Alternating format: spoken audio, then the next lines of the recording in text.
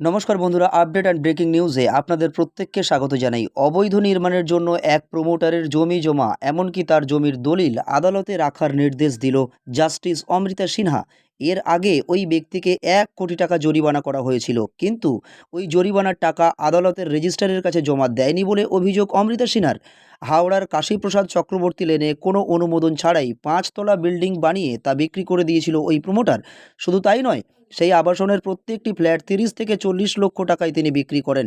Garden rich কাণ্ডের পর ওই বিষয় নিয়ে হাইকোর্টে মামলা দায়ের হয় ওই প্রমোটারের বিরুদ্ধে। বেআইনি নির্মাণের জন্য ওই প্রমোটারকে 1 কোটি টাকার জরিমানার নির্দেশ দিয়েছিল জাস্টিস অমৃতা সিনহা। 23শে মার্চের মধ্যে ক্ষতিপূরণ আদালতে জমা রাখার নির্দেশ দেওয়া হয়েছিল, কিন্তু বুধবার জাস্টিস অমৃতা সিনহার এজলাসে ওই ব্যক্তি জানান 1 কোটি ক্ষতিপূরণের টাকা দেওয়ার মতো তার কোনো পরিস্থিতি নেই। সঙ্গে সঙ্গে জাস্টিস অমৃতা সিনহা জানিয়ে দেন, 1 কোটি টাকা জরিমানা দিতে আপনার অসুবিধা থাকলে আপনার জমির কাগজপত্র আদালতে জমা করুন।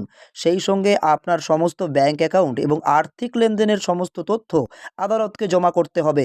পরিষ্কার জানিয়ে দেয় জাস্টিস অমৃতা সিনহা। আদালত জানিয়ে দেয়, আপনার সমস্ত সম্পত্তির কাগজপত্র আদালতে জমা করুন। প্রয়োজন হলে আদালত আপনার সমস্ত সম্পত্তি বিক্রি করে আপনার ক্ষতিপূরণের টাকা আদায় করবে, জানিয়ে দেয় জাস্টিস অমৃতা সিনহা। আদালত এটাও জানিয়ে দেয় যে বেআইনিভাবে 5 তলা বিল্ডিং তৈরি করে তিনি বিক্রি করেছেন। সেই বিল্ডিং বিক্রি করে তাকে সমস্ত খেসারত মেটাতে হবে। বিপদে পড়ে গেল ওই প্রমোটার, কারণ 5 তলা বিল্ডিং তৈরি করে তিনি একটি ফ্ল্যাট 30 থেকে 40 লক্ষ টাকায় ইতিমধ্যে বিক্রি করে ফেলেছে। এমনটাই ভয়ানক নির্দেশ দিলেন প্রমোটারকে জাস্টিস অমৃতা সিনহা। এমনই গুরুত্বপূর্ণ খবর দেখার জন্য আপনারা আপডেটস অ্যান্ড ব্রেকিং নিউজ চ্যানেলকে অবশ্যই করে সাবস্ক্রাইব করে সাথে থাকুন। ধন্যবাদ।